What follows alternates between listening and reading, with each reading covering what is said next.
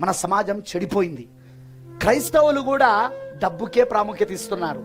ఎందుకు? ఈ సంఘశాఖ దరిద్రులు, ఈ సంఘశాఖ పాస్టర్లు దీవెన దీవెన దీవెన దీవెన దీవెన దీవెన దీవెన దీవెన అంటూ సర్వనాశనం చేసేస్తున్నారు.